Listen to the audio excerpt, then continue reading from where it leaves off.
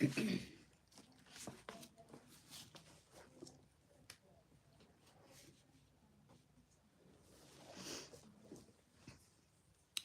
darlings. How are you? I hope that you're well. I think that I got many people confused because I had posted the video for the Epstein files and that debacle.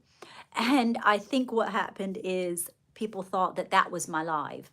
But we are here and we'll be here for, what, 30 minutes or an hour, okay? And we're going to talk about some fun things. You see my corset sticking out there. Oh my. Hello, darlings. Say hello. Hello, darlings.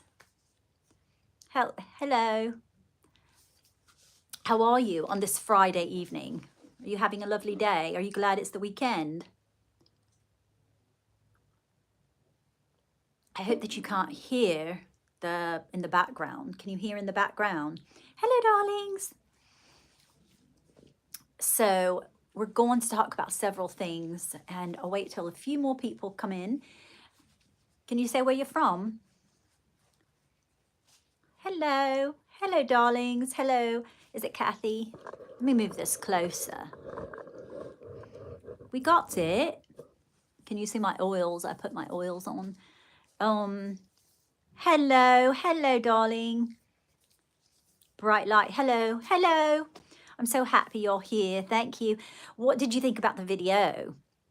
Oh my word, it's triggered quite a lot of people, which I knew it would. That's why I was thinking, oh, this is going to be a bit touchy. You know what I mean? Ooh, touching on those trauma wounds. I understand it. Listen, I am completely in understanding when it comes to that.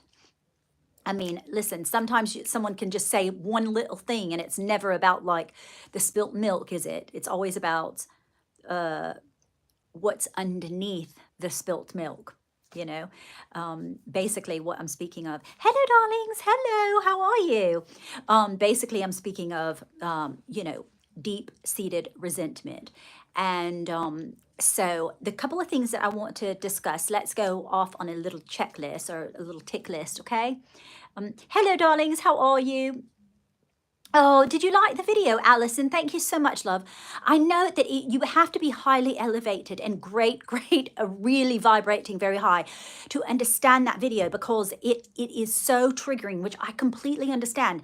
I know how it can be triggering, okay? I understand. And this is how we have to learn to navigate through this kind of terrain, you know? We have to have these people ourselves stable and on firm foundation. Otherwise, the whole world goes chaotic. You know what I mean? We've got to have some steady people here, right? Let me put my glasses on and we'll have a go and see what you're saying. Hello, darling. Hello, Mark. How are you? Hello, Shine. Hello, Matt. Alison. Thank you. Oh, thank you so much, Alison. Reflecting on how spot on it was. Oh, thank you so much. That is so kind of you. Thank you, darling, for saying that. I really appreciate that the people that have purchased readings from me, that you really enjoy them. And I have such amazing, wonderful people that are so kind and so loving. And listen, you can always purchase a reading. They're $50, and I channel, you know, I don't use tarot or anything. Now listen, I just tap into your energy and your frequency. So it's all about frequency and grounding. Yeah. It's all about that, isn't it? So the three things that I wanted to chat about, because I thought that you would enjoy this. Now, I did not do this particular live now I've had a pot of tea today, okay? So listen, and I'm still going strong. So if I seem a bit hyper, that's why, because I've got loads of caffeine. It's probably not good, but I needed to have energy for this live, okay?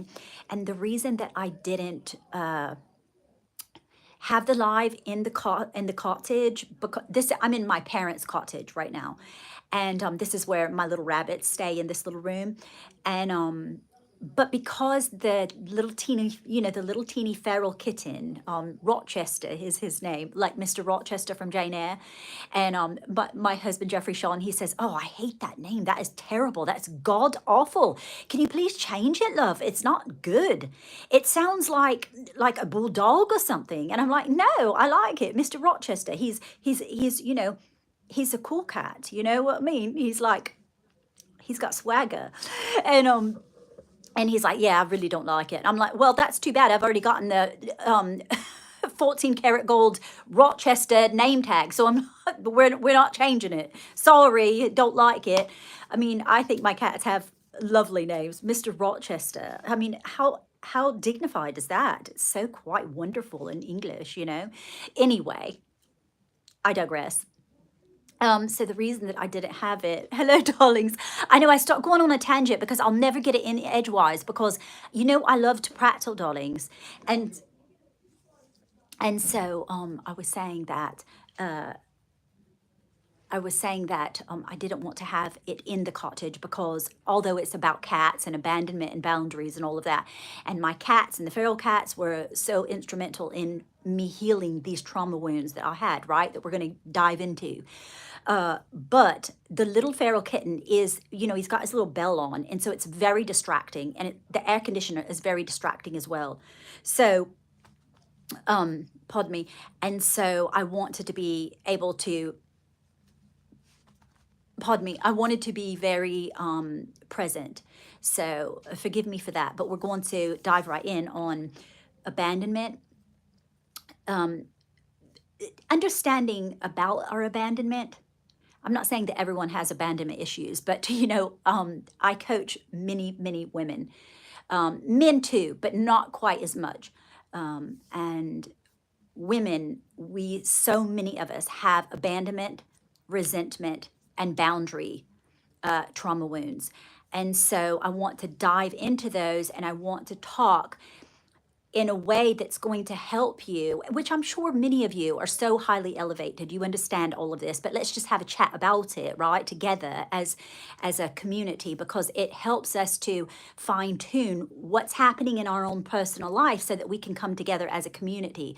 Because when we share and we show that we care, this is how we build such a strong structure of community, and especially women. Because don't we know it, darlings, that so many of us spiritual workers have such a struggle with feeling trusting in other feminines, other women, because we have been, it's a part of our witch wounds mostly, and we are being asked by spirit, by the universe, by the collective to really embrace and try to work through and re-trusting other women because we've been so brutally abandoned by women. And whether that's your caretaker, whether that's like your mother if she's a narcissist, if it's your auntie or your grandmother, or just the feminine in general, friends. But what I'm saying is it's a foundational problem in this in this era that we're in. And so I think that the collective is asking us to draw back in and learn how that we can reestablish those trusting aspects of one another, but we also it has to begin with us personally. And so now, so what I'll dive into is, you're like, "Well, Raquel, you already dove in, darling. You already dove in." I know, I know. I'm so all over the place, aren't I? Listen, I'm a Pisces. Get over it, right? I'm just teasing. Okay, yes, women are insecure. Yeah, yeah. Okay, so yeah, and so Maggie, I hear you, darling. Is your real name Margaret? That's my middle name. I'm sure you knew that because of my channel. But anyway, did you know that Margaret means pearl? Pearl, that's why I wear pearl. I love that little quote. That's my favorite quote is no grit, no pearl. Or yeah, no grit, no pearl. But so let me go back a bit, and I'm going to help you to understand what happens in all of our lives. Now, everyone navigates differently, right? And so let me take you back 5 years ago. So now before that, obviously, when I started my channel, right, I was married to my ex ill-suited mate. Let's just call him M, okay? And I had no idea that I was married or had married someone that was hiding an entire, like, they, remember what we were talking about earlier in the video, that had a mask on, and they were wearing a mask. Now, when you're young, like me, I met my husband, right, when I was 14 years old. Obviously, I didn't marry him until I had just turned 19 a couple of days before. So if you know anything about Mormons, if you've had Mormon religion, or you know about religion or Mormons in your life, they get married really, really young. They're very, very green is what you call it. You know what I mean? Like you've not been around the block. Do you know what I mean? And so let's touch on that lightly. And so you don't understand that you're being mentally abused, especially like I've talked about many times, when you come from a childhood that your parents are dysfunctional, and there's narcissism, there's alcoholism, there's psychological, mental, physical abuse. You think that is normal.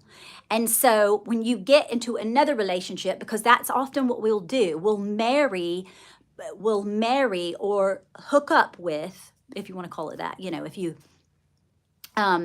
if you get together with someone, it's usually going to be, you will mirror reflect. Remember, I talk about all the time mermaid mirroring. You will reflect that person that needs to save you in that particular area. So you start reflecting yourself at the start. Then what happens is it turns around. And we've talked about that before, how, the 3-month honeymoon stage, okay? And then that's what happens when the onion peel starts coming off, right? And the layers begin to unfold, and then you're right back at the start of where you are again, because the universe is I like to call it the great creator, okay? Because it sounds really beautiful and sort of old-fashioned. Do you understand? But I mean the universe, God, source, is trying to help us to evolve into becoming back to who we truly are, remembering ourselves. But what we'll do is we'll get with a mate, or we'll distract ourselves by getting into a relationship, right? Everyone's in a relationship, one form or another. You can be in a relationship with your pet, okay? You're always in a relationship. We can't get away from it. And so we will mirror reflect that. That's why sometimes you'll see people that just decide to be single, say, for example, and like me, people are like, oh, you're starting to collect cats, like they're, what are you doing here? And so then you have to start reflecting, okay, so what are the cats fulfilling within me that I'm not addressing? Or what are the cats trying to teach me? And I'm using cats because, like, I have bunnies, I have chickens, I've had dogs in my life, but I realized that way back in the day when I had gotten a little girl dog, and I realized that I was trying to fulfill some need within me that was not being fulfilled. So I did it through getting my dog. And that's why I would have her nails painted. I would make her little bows, and I would dress her up in like $150 dresses, because my ex-mate, I mean, we had loads more money. I mean, now I have more money, but independently, which is lovely. But at the time, I was completely sufficient. I wasn't sufficient. I relied completely and solely on my husband. And that's how religions sort of orchestrate. They'll say that they want the women to be intelligent and have their own ways about them, but they'll be quick to make sure that that woman gets married and begin having children really quickly, okay? And this is no fault. I'm not saying that anyone that's a Mormon, that if you're religious, I'm not saying anything negative. That's not what I'm saying. I'm speaking of my own personal experience and how I was so unfulfilled, and how I could never be happy. I couldn't find happiness until I finally had my awakening in 2014. And I tried several religions, and they just didn't work because they weren't meant to work long term to sustain ourselves. They're not meant for that. You know, it's a good basis, especially if you've never grown up with any kind of theology or anything of that nature, because it's a good foundation. It gives you a good standing point, you know, to believe in something outside of yourself. But always remember that you are the center. And that's very difficult for people that are in religion, because they say, oh, no, you need to give the glory to God. So no one can ever come at me. And that's probably why I chose this path, right? Is to teach people, because you can't say, well, Raquel, you don't know because you weren't in religion. Yeah, I was. Actually, I spent my entire life until I was 44 years old in religion, right? Or 42. And so I've run the gamut. Do you understand? So I have loads of experience, and so I understand all of the little plays that's going to happen when that begins to unfold. So oh, hello, darling. You guys are so lovely. Oh my lord, it's 8 degrees there. um so like I said, when I divorced my ex-mate, okay, that was the hardest thing I had ever had to do, especially because my children were, the two little ones, right, were 17 and 15. Okay. And so Zoe Kennedy, my youngest daughter, Sawyer he had already been on his own for many years, right? Because he didn't die until 2019. And this was in 2000 and 2015 is when I divorced my ex-mate. And so Zoe Kennedy and Brooker, they weren't under 14, so they could choose if they wanted to come with mommy or stay with daddy. And Zoe was going to come and move to Florida with me, because I had planned on going back to California. I wanted to live in Carmel by the sea, right? And she said, you know, unless you go to California for real and not just say that, you know, because I was kind of having my reprieve here. You guys know the backstory. So I'm getting to the point though about the abandonment. Okay. So what we'll do oftentimes is, so anyway, I ended up staying in Florida. I did not know what the plan was, but I just knew that I needed to leave Oklahoma. And when I did, Zoe Kennedy decided, and Brooker, they did not want. And also, it was going to be an uphill battle with my ex-mate, because he was determined, you know, he was determined to make my life absolutely miserable. And he even told me so. He said, I will spend the rest of my life making your life literal hell on earth. And so naughty, naughty, darling M, because that is going to burn you. And I wouldn't want to be you. I'm sorry, but that's just the truth of the matter. That's not the worst of it. But anyway, my point that I'm making is, so we end up running, okay? If we have abandonment issues, darlings, we will end up running. Not, I mean, figuratively, obviously. So we'll end up leaving. So we retreat back to the childhood regression of what we did when we felt unsafe, okay? So this is oftentimes when you'll find people will go back and they'll regress into childhood maneuvers and behaviors. And the reason that we do this is because this is the only way as children, because if we don't feel safe around, like, especially an adult or our parent, we're frightened of our parent, okay? And they're terrifying to us, and they do not represent safety to us. We start to figure out how we can become safe on our own. We have to learn how to navigate that ourselves, right? So what I would do when I was a little girl, okay, and I felt unsafe because I was on eggshells all the time and I couldn't trust anyone, especially females. I could not trust females to keep me safe. That's just the truth of the matter. You know, this is no turning, you know, on someone and talking negatively. This is facts. This is my facts. And we as women have to come to the point to where we can share that without it being something that we are speaking from our wounds. We need to get to the point to where we're speaking from our scars, because if not, we still might have a little bit. If you feel rage or you feel irritation, you're like, I effing hate that you know, whatever, then you know that you're still coming from wounds. And that's okay. That's perfectly okay. You have to give yourself grace and gentleness through it. It makes me cry because it's like, I want to hug all of you, because I know what it feels like to feel so badly and feel so alone. And you are not alone here. You are safe in this area. I promise you, you are safe. And that is why, because I wanted to create a place, a community where women can be safe. You can feel safe to tell another woman something without them using it against you or manipulating it to hurt you and to make you even more wounded. Okay. So we have to get to the point to where we all grow together, helping one another in the comments, always being a support system, because this is your channel. Really, it's not really mine. I'm just kind of navigating and whatever, but I want us to all feel as though we're one in as a team, you know. And so, like I said, I would retreat, and when I felt unsafe, and this is where anxiety comes in. Okay, if you have high extreme anxiety or you have anxiety attacks, okay, I know this truly because I've had it, is that it's because it's the elevated, you don't know how to regulate.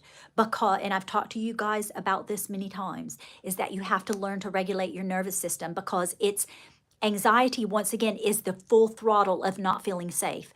You've got to get yourself back down. And I've always taught y'all that about breathing. Okay, breathing in 3 out 5, in 3 out 5.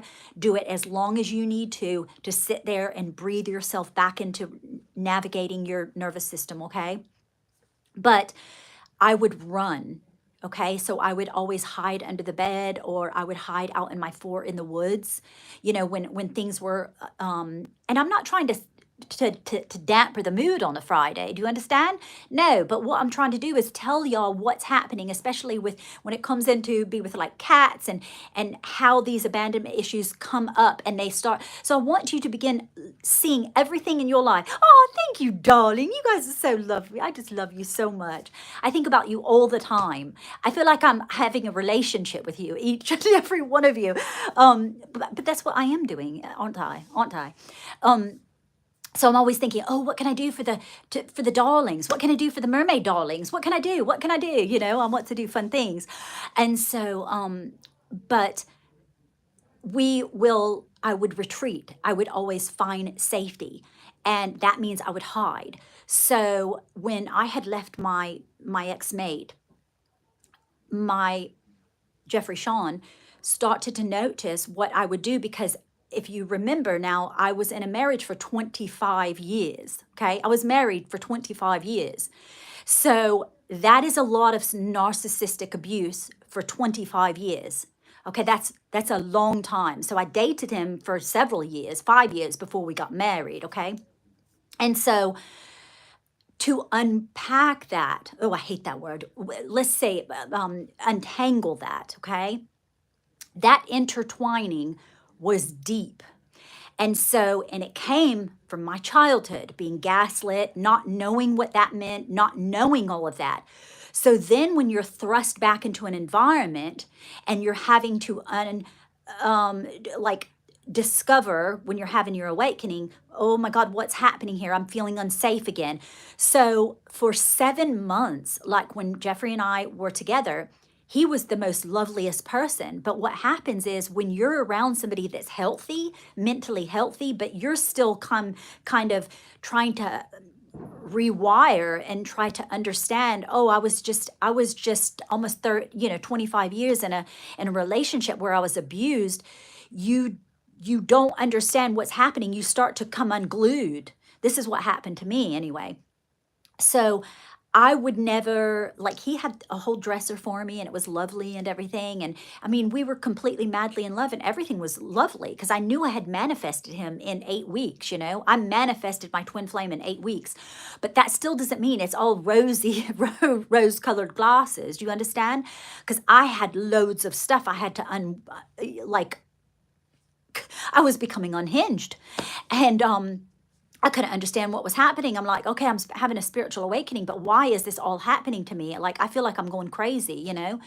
And it was because although I had left my ex-mate, you're taking all of your trauma with you. And so this is why we completely recycle it. We keep recycling it.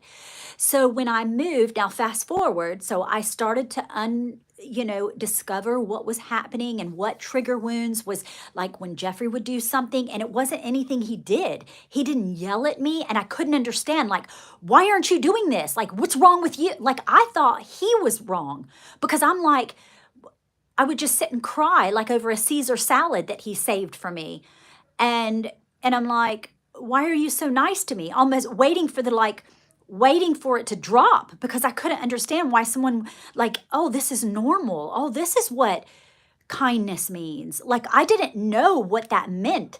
And so any little thing would just kind of set me off into like emotionally I became distraught because I couldn't understand how someone could be kind. Like that's what kindness is. Like I didn't grow up with that. I don't understand that.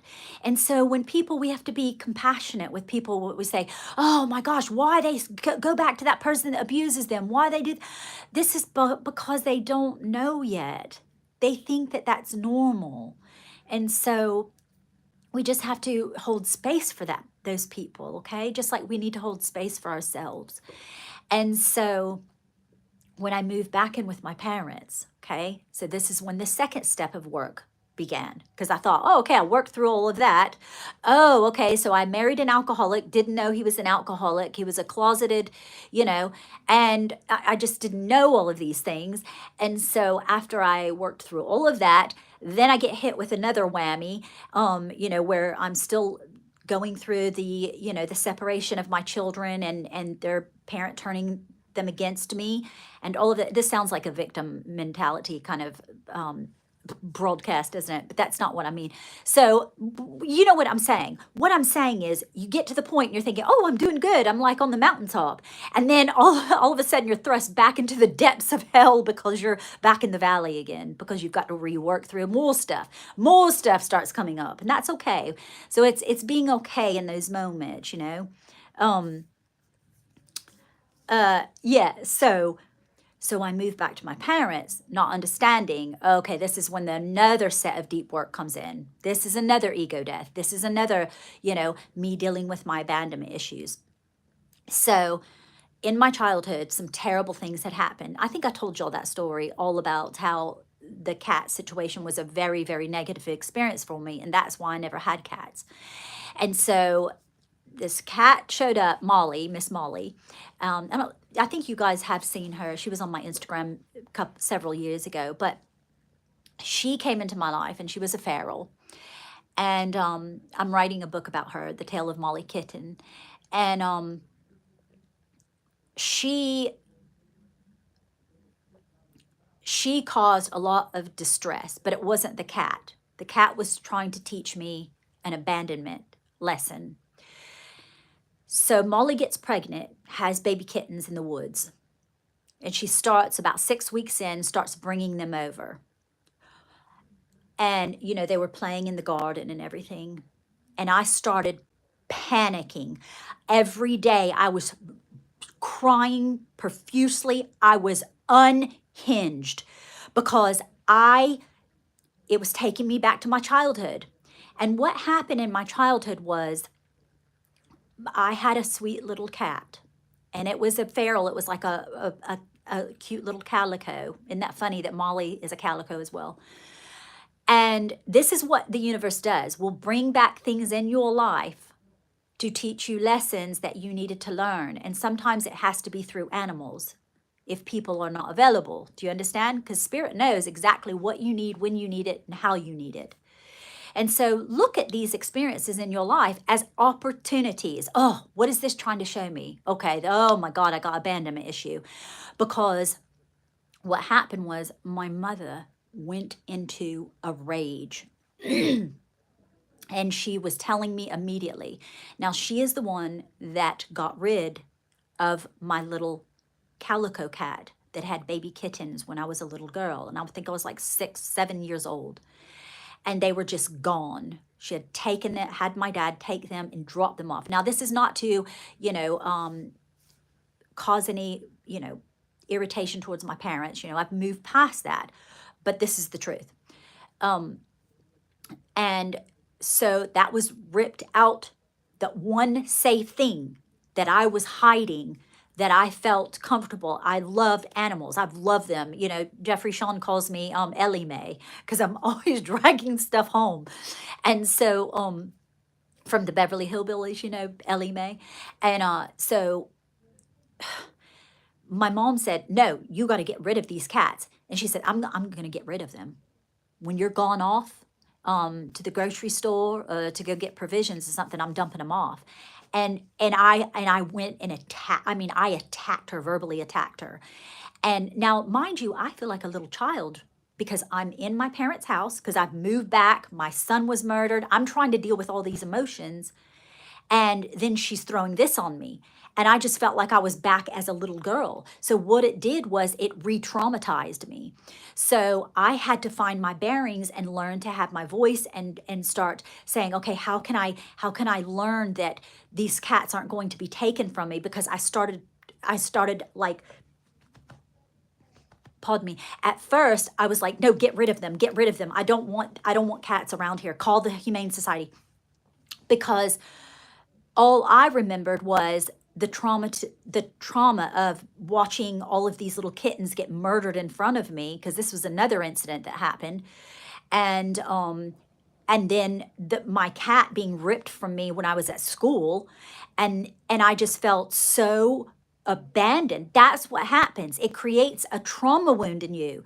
And then you therefore live the rest of your life and you think, oh, well, it's no big deal. I'm 53 now, so who cares? You know, that's what most people say. Oh, who cares? You're 53. Yeah. Well, you can be 90 and still have a trauma wound from when you were 12 or 7 or 2.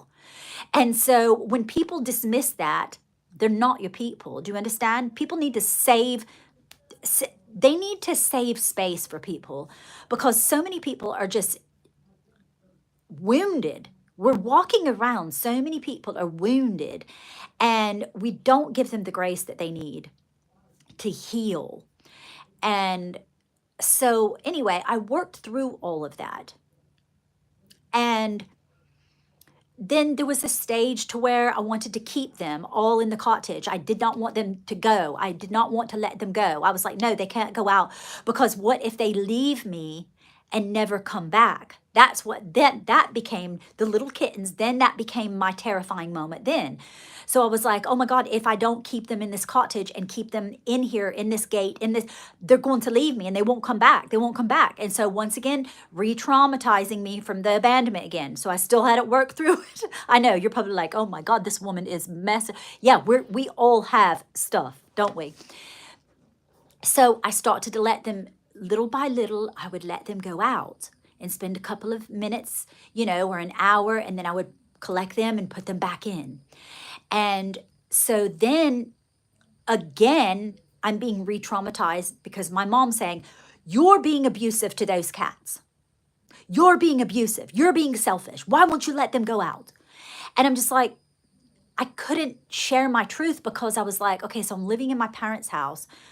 I can't make my own rules, although I'm 53 years old, or 51, or however I was 3 years ago. And I'm being re-traumatized again. Like, she's making me do what I don't want to do because I'm not ready. And so you just have to navigate through these. It's not always easy. But then what you learn once you start to become a master manifester, because remember, you're the God of your reality, you just start making everyone, no, you're going to actually, in your mind, you just say, no, she's going to do exactly what I tell her to do, in this kind of like rude manner. I mean, obviously I don't do that now, but I'm just like, no, she's going to show up how I say she's showing up.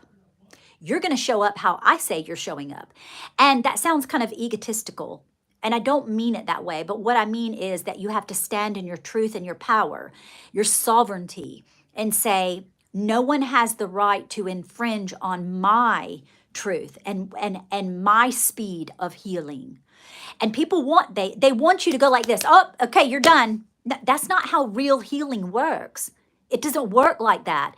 And you can see all of these people in the media and stuff, and they do this spiritual bypassing all the time. Like, hey, look how good I am. Look how wonderful and a powerful manifester I am. And it's like, you haven't even done any shadow work. How can you be that good? It takes time. It takes effort. It takes in the grit of it. It's fucking in the mud. Okay, pardon my French, but you're in the dirt. You're in the dirty South, darling, when you're doing shadow work. It's not for the faint at heart. And anybody that tells you that, run for the hills because they're lying. And so yeah, so I worked through all of that. Then I started to recognize when I got the ringworm that my boundaries, and I never even noticed that. I've been living here for 5 years and I never noticed, like, oh, are they infringing on my boundaries? I remember I used to get irritated and I used to think, why do these people always talk about boundaries? Oh, you're stepping on my boundaries. And I'm just like, and you have to understand too, many of us that are spiritual teachers, because most of you are that you're here, we're always, it's a constant struggle for us because many people will want to step on our boundaries, spiritual boundaries, physical boundary. They're always going to tap in and try to overrun our boundaries.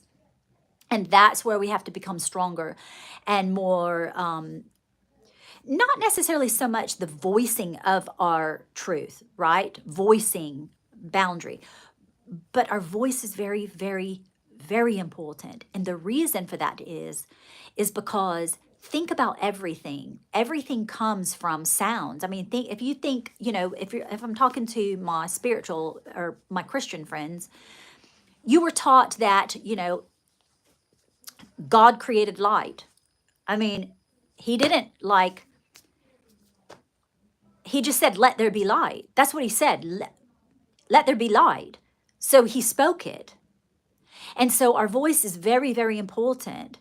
And it's important that we use it properly and wisely and be very, very cautiously aware that whatever you vibrate outward, you will always receive it tenfold back in. And so I always try to remember that.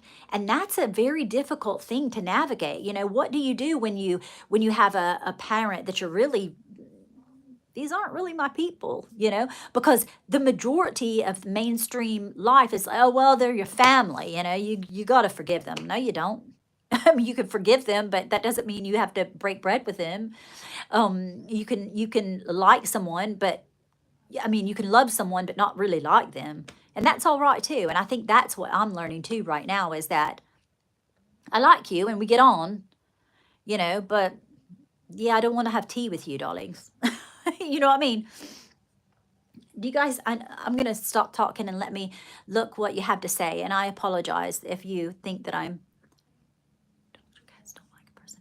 Oh, let's see. Okay, if a dog or cat doesn't like a person, it's worth keeping your guard up. Um, oh, you're not asking me that. I know exactly what you're saying. Lovely, Raquel. Oh, thank you, Ginny. Thank you, darlings. I got a Scorpio stealing. Oh, do you really? Just a bit of positivity today from whatever. Yeah, okay. Hello, Kira. I love when you guys call me Raz. Um, yeah, okay. Well, can I talk about that too? Because that's a really good point that you were making about the dogs or the cats. So sometimes, you have to. I think what you have to do is always go inward and say, okay, so what is this? If this is not like, say, for example, okay, I'll give you all a perfect example from yesterday, okay? Because I know you like personal stories, don't you? So Jeffrey, Sean, and I went to the grocery store to collect provisions, get little cat treats and all of those fun bits and bobs. And he collected some dog biscuits for his employer. So he puts them on the card or whatever, and they were just regular dog biscuits, okay? And so anyway, like I said, people are always reflecting back to you what you're mirroring them. They're mirroring you. So he puts the dog biscuits in the cart in the buggy, and I had spoken to him several times prior to that because I used to have two Yorkie. I had a little Jack Russell Terrier and I had a Yorkie, a little teacup Yorkie back in my old life, right? And they were fabulous dogs. And I was able to do like the Caesar Milan, and I trained them really well, and they were so healthy and da da da da. Well, I had them on a raw diet, and I had, you know, the little Kongs, and I had the little greenies, and I had the little biscuits, and I had the little rawhide, and I knew all of the things. Like I had my dogs for 14 years, so I knew exactly what I was talking about. Well, Jeffrey Sean puts these dog biscuits, and I had been telling him, no, get this, for I'm telling you, this will occupy the dogs. They will love them. They will spend hours and hours and be occupied, because he was talking prior in a conversation we had several weeks ago that they wanted the dog biscuits, and they needed some kind of something to take their attention. And but he had dismissed it. Okay. So he didn't really, I'm getting somewhere with this story, promise. So he had sort of dismissed it, didn't think anything. I sent him the links, blah, blah, blah. He puts these big dog biscuits, box of them, in the car last night. And I lost my wits about me. I absolutely lost my wits about me. And I just was irritated. And so I thought, okay, so I'm not going to, and I said, Jeffrey Sean, I said, I know this is about me, okay? And this is my responsibility of why. I said, but I'm setting this boundary for you to understand. This is bothering me. Now, it's not Jeffrey Sean's job to change so that I will feel better, because, right? I mean, we're all selfish. So that is the true nature of what selfishness is. If you're thinking about like, oh, you need to change so that I feel better, what is that saying about you? You want everyone, and this is where narcissism is created. Do you understand? This is where narcissism is created. You alter who you are so that I can feel better, because what you're doing right now makes me uncomfortable and I don't like it. So you change so I can feel better. That's selfishness. So we need to always put it back and take responsibility. This isn't taking the blame. That's different than taking accountability and responsibility. And you guys are high vibing enough and high frequency enough to understand this, is that, and if you've listened to any time of Abraham Hicks, you know this, right? We're not victims. And if you know anything about Neville, you know that we're a god. So no one can compete with us. So there's that sense of confidence in us, right? But we do have to understand where our trauma is coming from, because we have to work on it. If we don't, and we don't solve it, it's always going to be there. So then we'll end up getting in an argument about dog biscuits, and it's never about dog biscuits at the grocery store. Do you understand? So I was sitting there and I was so angry, and in my mind, I wasn't saying anything. We were just getting, I need to collect some bread. Oh, I need to collect this, and da-da-da-da. And I'm still fuming in my head though. And I'm thinking, why is this bothering you so? It's freaking dog biscuits. He doesn't have to buy dog biscuits, the ones that I like, the brand I like. And so I kind of went silent, right? Because that's what I had learned when I was growing up. You go silent. But now I've learned to register it differently. I go inward because I'm not aligned, so I'm not going to make it a problem for everyone else. This is my job to fix this crap. So this rubbish has got to go. So I get out to the store, then we get into the vehicle, our little chariot, pardon me, and I said, Jeffrey Sean, I'm very upset about the dog biscuits. And I said, and he's like, yeah, I don't understand. I just don't want to get the dog biscuits that you want, love. I don't want to get them. He said, I know you told me about the other dog biscuits. And once I talk to the owners and all of that, I'll certainly look into that. But for right now, I'm just going to get these dog biscuits because these are the ones that the family got. And these are the ones that the dogs are used to. And so do you see how you have to learn to communicate? This is everything in a relationship. It doesn't matter whether it's your animals, your pets. Your pets can feed off your energy. Your pets are a direct reflection of you. Are they always trying to piss you off? Are they always scratching on things you don't want them to scratch on? Manifest, they don't scratch on anything. I mean, literally, there's nothing you can't manifest. There's nothing. I know, it sounds bonkers, doesn't it? But I said, okay, so first of all, I'm going to manifest. This is what I did. This is what I do in my mind. And you can do it too. When you don't like what someone's saying and you're like, no, I want my way. Well, you don't say it out loud. You just say, in your mind, you say, nope, he's going to come around to my way. because that's what I want. Now, I'm also going to do the inner work, okay? Do the inner work, which means understanding. And I knew where it was from because I was like, Spirit, where is this coming from? And what do I need to look at? Okay. Because I also am still listening to the subconscious beliefs like I've given everyone else. If you want the subliminals, just email me. I've always offered those for free. Is that I'm working on that mothering wound, and it's still, it's still percolating in there a little bit, just a little bit. It's real light, but it's been a doozy, let me tell you, darlings. And so that's what it was. My mothering wound is, as a child, my voice was never heard. And when it was heard, I was shut down. And I'm sure many of you can understand that our self-worth becomes shit, okay? Because we learn when you've been shut down so many times, oh, you don't know what you're talking about. Oh, you're too sensitive. Oh, you're just this. Oh, you're too exaggerative. Oh, you always have to start trouble. Oh, you're just a problem. You're this, you're that, you're this. You always try to cause chaos. That's all you do. You're a problem. Blah, blah, blah, whatever, right? So they shut you down. They don't want you to talk.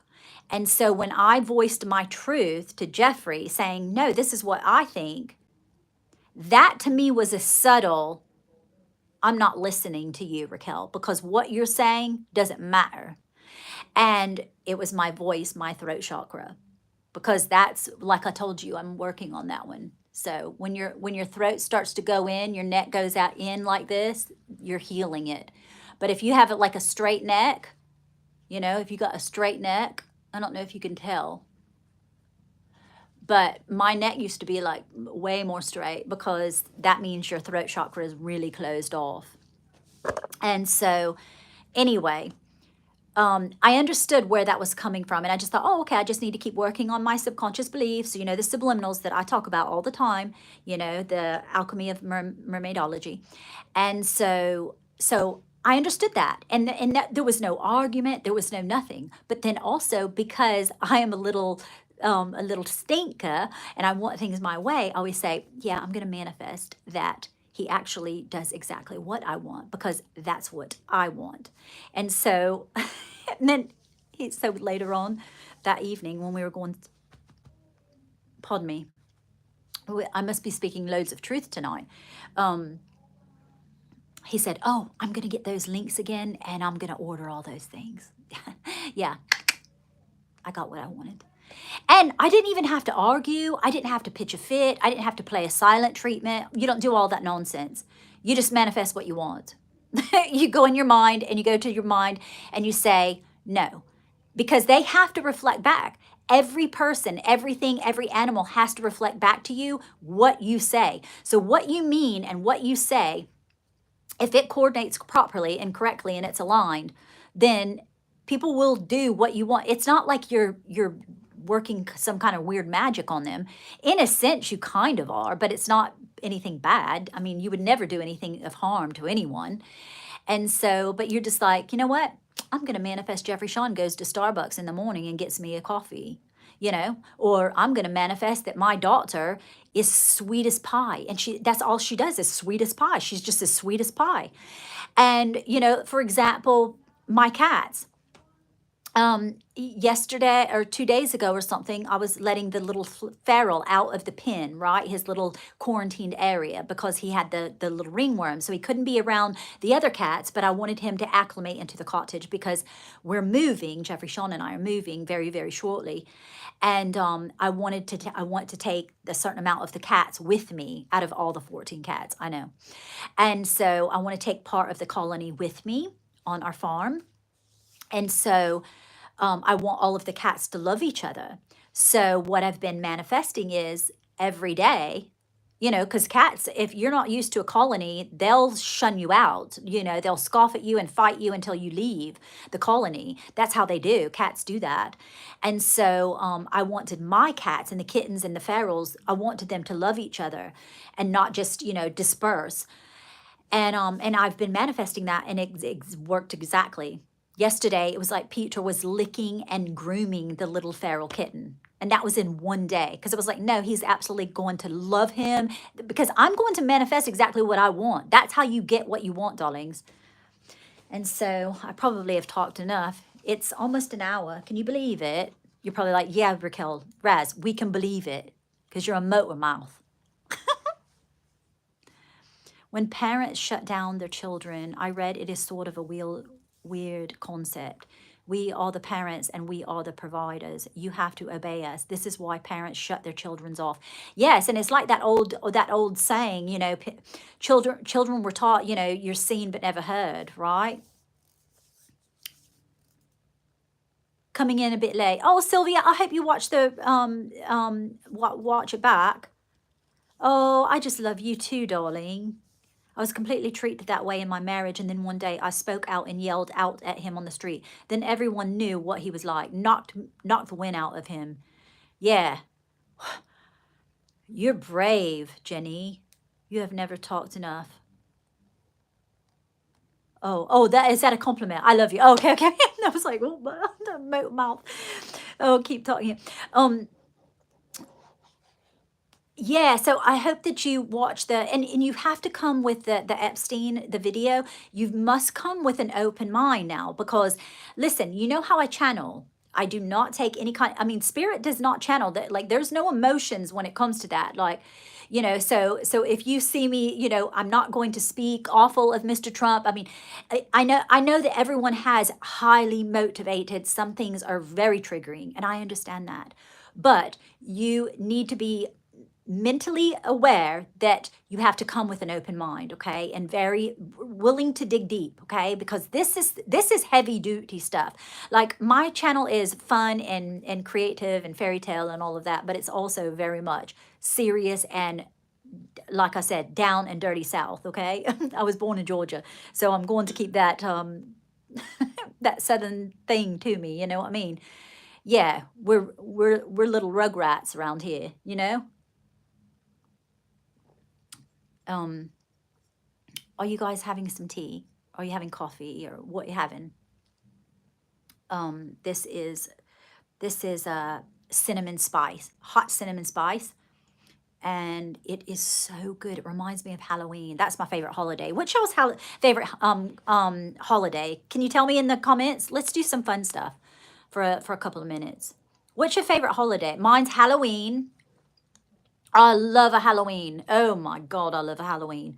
I can't wait to dress the kittens up. Won't Mr. Rochester look so cute with pumpkins around Halloween? Won't he be just perfect? I'm going to do some paintings of him. Oh, is it, how do you say it, darling? Is it Marius? Marius. Christmas. Oh, you love Christmas? Yeah, Christmas is lovely too. Coffee, but what you've got sounds great. And so, okay, so how I have my tea. Do y'all care? You probably like, who gives a crap? Okay, so I do the tea. And this one is, I think it's in a, is it Harry's something? I can give y'all the little link or whatever, but you can get it. I get it online. They used to sell it all around, but they don't sell it now. Obviously, I use the Fortnum and Mason, but this one I use that's on the internet. And so I do that, and then I put obviously sugar, brown sugar cubes from England, and then I put. I love sugar. I'm sorry, I'm not liking sugar. You could do honey if you wanted to, but ooh, cinnamon honey. Oh yes. Okay, so and then I do vanilla creamer, and then I do whipped cream on the top, like loads. Like, it's probably more whipped cream than coffee. Like, my dad came in and he goes, "Oh, darling, what you having for breakfast?" And I had my little teeny little pie pan. It's like a little pat. I call it my little patty pan, like Beatrix Potter, and it's a tiny, tiny little serving, but it's like a little ceramic thing, but it looks like a little pie pan. You can get them at Publix, if you know the Publix is the grocery store. And and so I load my thing down, and it's got oatmeal in it, right? And pecans and raisins and all of that good stuff. And then I'd dollop yogurt on the side of it, vanilla yogurt. And but anyway, my father said, "What you having?" And I said, "Oh, I'm having brown sugar with oatmeal instead of the opposite because I put so much sugar in it." I love Halloween too. I have a 5 foot witch. You do? Oh my God. You guys, let's share this stuff. What can we do? Because that would be so fun. You know, I love tea and scones. Oh, yes, darling. Michael, yes. I make the meanest strawberry scone that you have ever put your mouth on. I have a story how I changed names on the accounts here. Oh, okay. I love green tea with Linda. Oh, yeah, yeah, me too. Okay, Allison. So do you do scones? Do you do jam first or cream? Or uh, cream or clotted cream? Which do you do first? Cream first? Guess what I do? Yeah, didn't the queen do, she did the cream first too, didn't she? And then she put the jam? Allison? Me too, Sylvia. I love blueberry. You know what I'm really into? And I've never had it. Jeffrey's like, "I don't believe you, darling. I don't believe you." And I'm like, "No, but he's teasing me. He's having a go with me because he knows that I was so sheltered." He's like, "I can't believe how sheltered. You don't know certain music. You don't know movies." He's been showing me all these fun movies. Like I'd never seen Tombstone or like anything. I've never seen any movies, you know. I saw obviously Little House on the Prairie, but like no movies. I mean, I've seen obviously all the Jane Eyre, the Pride and Prejudice, but I read all the books, you know. Like I didn't read I didn't do the movies. We didn't go to the movies. Are you kidding? That was of the devil. The cinema was of the devil. I know you'll probably, Christian people, Pentecostals would understand this. Like, yeah, yeah, I get you, Raquel. But yeah, going to the cinema was like devil's work. I'm telling you. I know people don't believe me, but anyway, what was I saying? Mm, Nola, isn't it? That's like I said. You know what I want to do? Okay, so Jeffrey, Sean, and I, our wedding anniversary is coming up. How long are we going to be married? 16. 17, 18, 19, 20, 21, 2, 3, 4, 5. Oh my God, we'll be married 9 years. I can't believe it. I feel like we're still newlywed, you know? But anyway, so we got married like at the courthouse, you know, and we just went in regular clothes and we just made the appointment, went down there. No one came. We took little pictures on our phone, but never any, like, there's no professional pictures, like one picture of us on the beach or something. Then we went to the beach, we packed a lunch, we went and got Publix subs and just, you know, stayed at the beach all day. And then we went home that night. That was it, right? And so then we watched Tombstone. He showed me the movie Tombstone, and I was hooked. And I'm like, oh my God, wouldn't that be fun to have like a big social gathering, right? So like at Chinsigat or something in the future, and have a big like movie night, and you play Tombstone like on the big, like a what do you call it? What do you call it? Like those drive-in movies? Did you like the drive-in movies?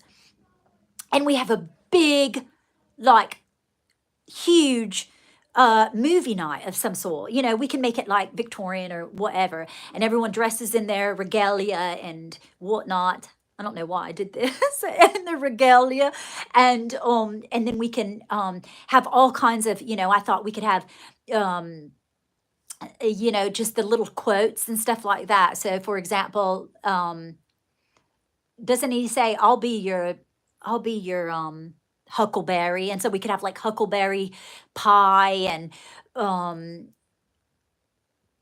didn't he say something in there like about a daisy or something? And I thought that would be fun to do all the tables with daisies in the little flower arrangements and everything. Would that be so amazing?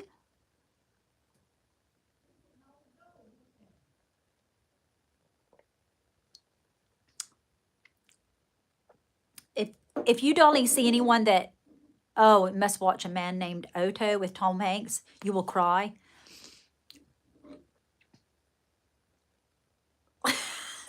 I'm so freaking. I'm a mess. Oh my God. Okay, well, I'm going to let you guys go. Do you have any more questions? I didn't hear anyone else. No one else has any good holidays? Come on, tell me what your holidays are, your favorite. Doesn't that sound for a wedding, beautiful idea for a wedding anniversary? Yeah, isn't that sound so fabulous?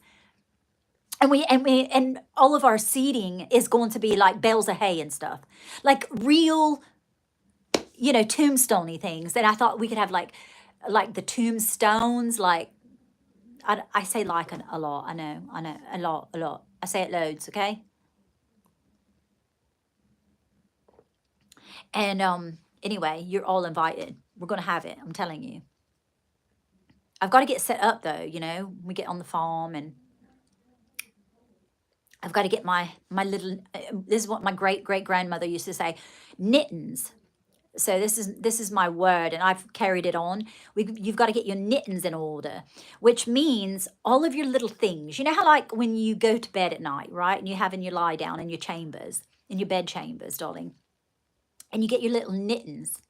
Your little knittens are, oh, you like a nice little, chamomile tea, and you like, oh, I've got to take my little magnesium, and oh, I've got to put my little lavender on, oh, I've got to put my little slippers on and my little nightgown, and I've got to, remove my makeup, and I've got to brush my teeth. Okay, that's getting your knittens together. You're getting all of your knittens, you might have your book and your little your little light and all of that. That's your knittens.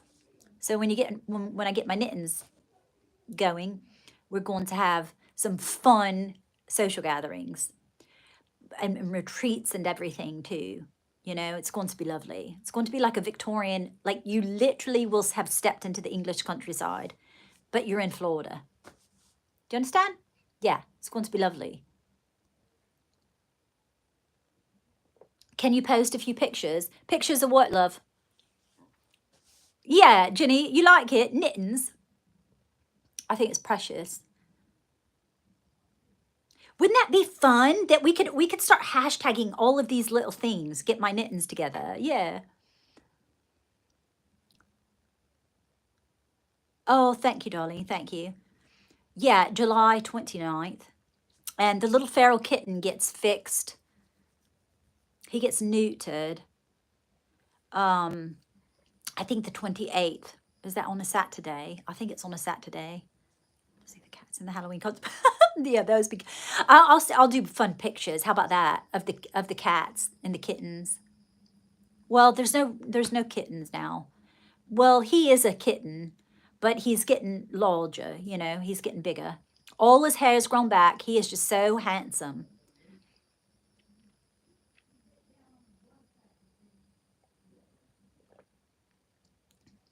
All right, you guys. I know it's a Friday. You're gonna go have some supper. Are you going to have tea? Lilith. Lilith. Somebody else asked me that the other day. Now, can you tell me that Lilith is talking about? Can you see it in the comments?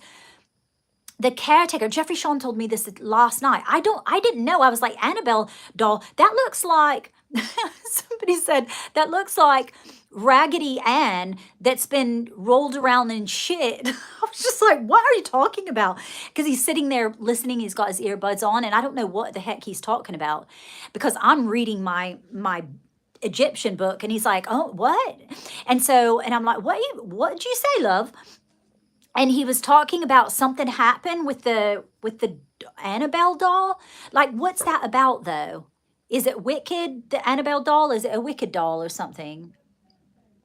Okay, okay. I'm reading a book about Marilyn Monroe. Oh, lovely, lovely. Enjoy your evening, darling. No, I'm not Amish. I just loved Laura Ingalls Wilder growing up, and I'm living my childhood dreams. Dressing old fashioned.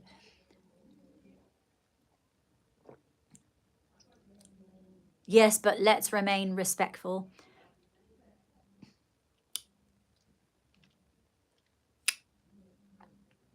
Annabelle is a beast. Oh, very English. Oh, yeah. You know what's funny is my old married name used to be English. It was Raquel English. That was my married name. Isn't that funny? How do we raise our vibration? Well, the one thing that I can tell you really quickly is meditating. Okay. And I know people go on my blog. Okay. I'll leave that. You want me to leave the link below? She kills folks. Oh my God. Is that something that we want to get into?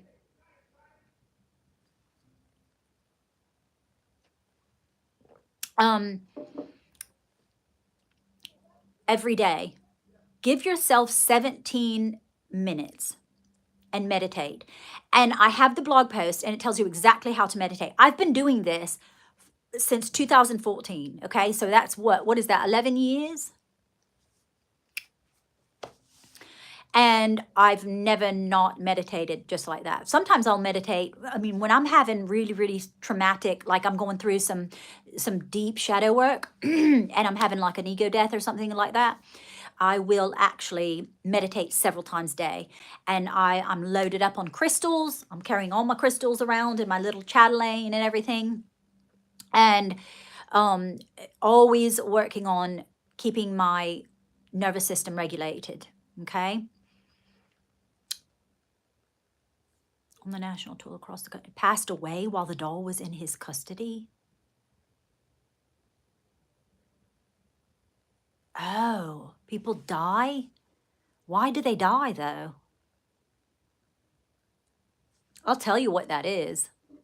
Because you're a god and you manifest everything. So if they had the belief system that if I have this doll, so see what happens when people, this is why people say, oh, they put a spell on me, whatever, okay? Spells don't work if you don't believe in them overriding your energy, okay? Now, let me explain this. So say, for example, the Annabelle doll. If that person that took it on that trip, they knew, right, intuitively or logically or whatever, based on history of the story that had been circulated for many, many a day, that there was supposedly was there a curse on it or something? Like if you take this, if you're going on tour and the Annabelle plantation burned down recently. Okay, so what happens is this is collective energy. So say, for example, that doll does carry the energy of all of these negative entities and energy, okay? But if I were to have the doll, right, and I did not believe that, there's no way to penetrate me. I don't care what 7,000 years of them believing that a doll is going to have, and I believe it has no value whatsoever to me. It cannot penetrate me. There's no power to it. But if the people, say for example, the person that took it on the tour, had any inkling of thinking, oh, would maybe this doll, okay, so there you put doubts in, then the energy can seep in and manipulate the spell that was put on that doll originally. So then it has to manifest.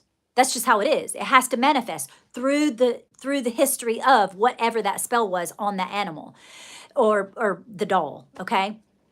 So for example, say someone has the belief, right?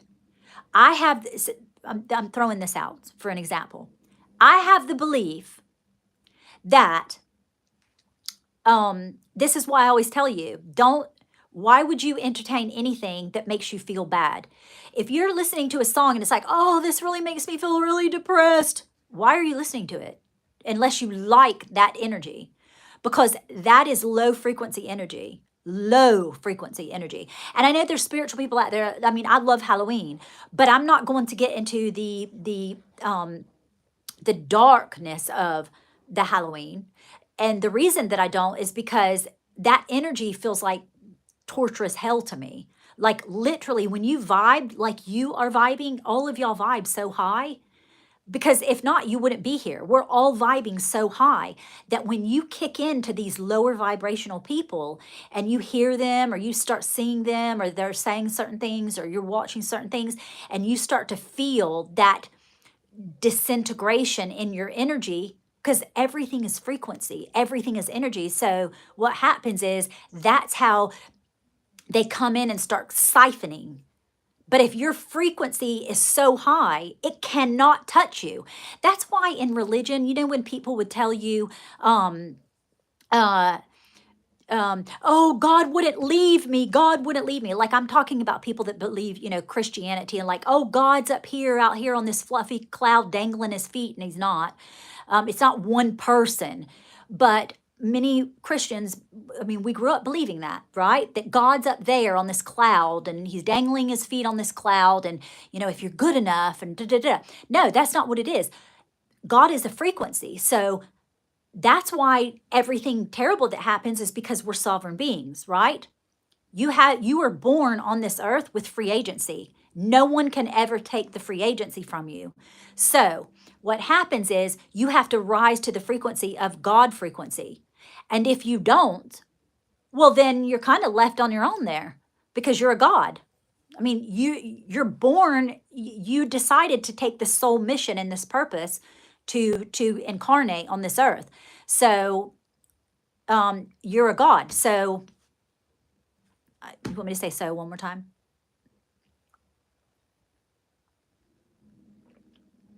Stephen, I do. I live in Florida. I was born in Georgia, but I traveled and lived abroad.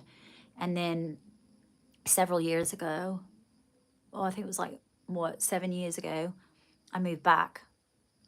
But yeah, I was born in Georgia. Like the evil eye. What's the evil eye? I mean, I know what I've heard of the evil eye, but I don't really know what the evil eye is. Shanna, I didn't spawn from anywhere. Say that nicely. I was born in Georgia, Columbus, Georgia. I'm an Army baby. And then I traveled abroad and lived all over the place, okay? Florida, yeah, Florida. And but anyway, so yeah, that's where we came back from. Thank you, darling. Georgia, yeah. Wouldn't that be a fun little name for a little girl? I always said, I think I said that to y'all before. If I had, okay, the evil eye is a sign of protection. Oh, it is? I thought the evil eye was bad.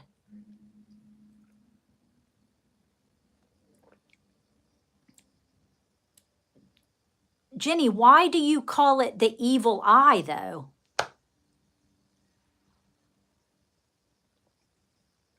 If it's a protection, why is it called an evil eye? Evil eye means someone has or tries to out a curse on you. Usually little things. Oh, okay. I'm going to look that up. All right, darlings, I'm going to let y'all go. I'm going to love you and leave you, darlings.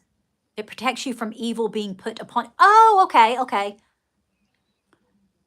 Is it a literal, like the shape of an eye? Does it look like an eyeball? Oh, do you think it's because if it's like the third eye? Is that what it is? Oh, evil eye can be as simple as jealousy. Oh, yeah. Well, that was a green-eyed monster, isn't it?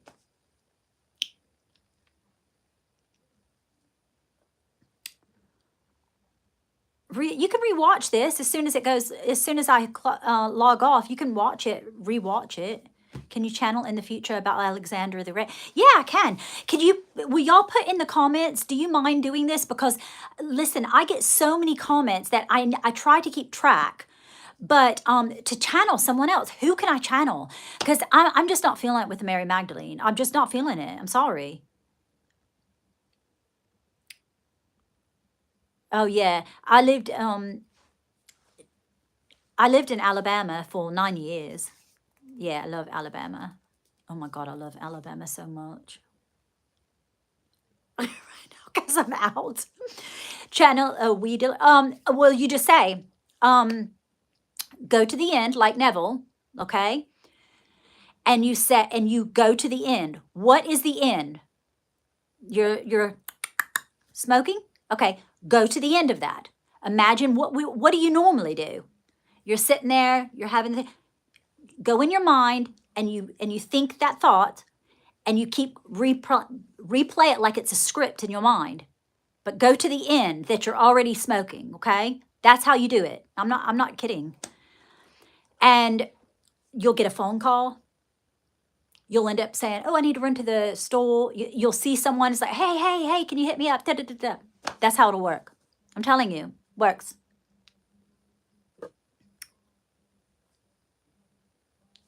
Oh, thank you, darling. Thank you. What, you're going to miss the first 45 minutes? Listen, I pour a cuppa because, listen, I just talked so much. What are some poetic books that you read recently? Oh, you want me to post some books that I read? My God, I read so many books. I think I have like 5 going right now. Do y'all do that too? I can't just read one book. I've got to read so many, you know? There's so many aspects to me. You got to remember too, I'm Pisces, so I have all the signs in one.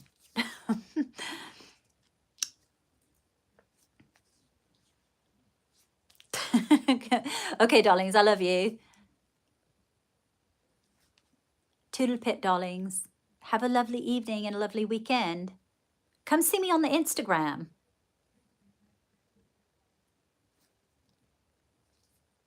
Come visit me on the Instagram. I do stories there. I wish YouTube had stories. Seems you're already well up there. All right, darlings, I love you. Toodle pip. Cheers.